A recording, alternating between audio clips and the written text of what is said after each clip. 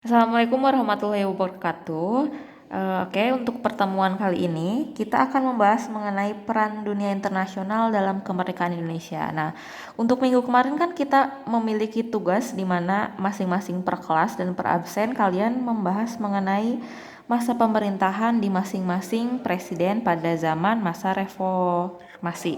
Nah, untuk siapa yang akan mempresentasikannya, nanti mungkin Ibu diumumkannya tidak sekarang ya. Nah, sekarang kita mengejar materi dulu.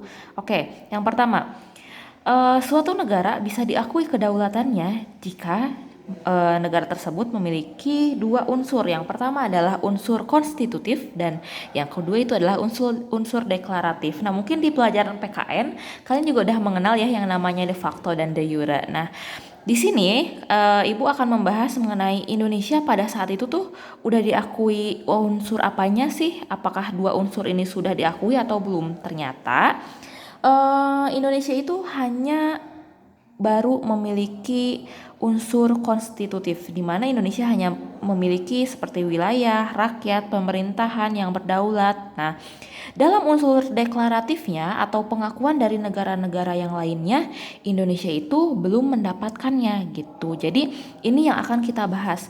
Negara mana sajakah yang mengakui pertama kali Indonesia merdeka. Nah, kayak gini nih, misalkan kalian tuh kan anak organisasi contohnya.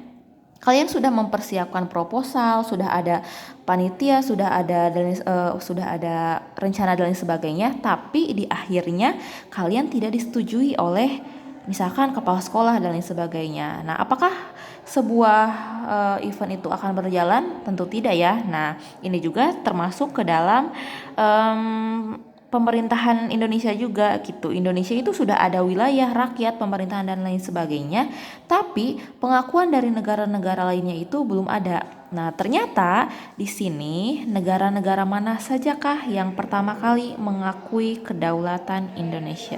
Nah, di sini kita akan membahas 3 negara pertama yang mengakui kedaulatan Indonesia. Ada negara Mesir, ada negara Mesir, ada negara India dan ada negara Australia. Nah, kita bahas satu-satu ya.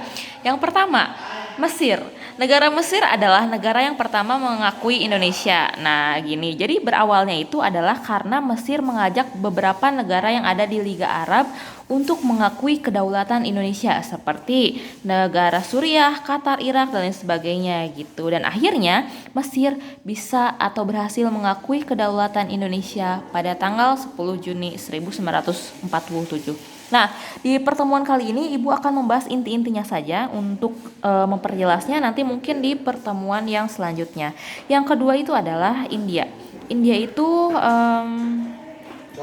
Nah, intinya kalau untuk India itu berawalnya itu kenapa India bisa mengakui kedaulatan Indonesia karena adanya swasembada beras atau diplomasi beras dengan India. Nah, akhirnya di sini India melakukan sebuah konferensi New Delhi dan akhirnya India mengecam agresi militer gitu. Dan yang terakhir negara Australia. Nah, untuk negara Australia silahkan di screenshot dulu ya. Ibu akan menjelaskan intinya saja. Kalau negara Australia ini karena berawal karena geografis.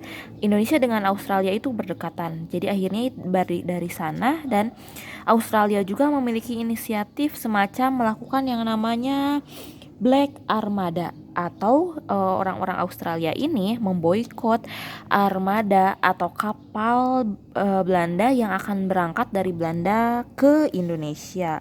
Nah gitu. Jadi akhirnya dari Black Armada ini yang paling terkenal ya saat kedaulatan Indonesia tersebut gitu.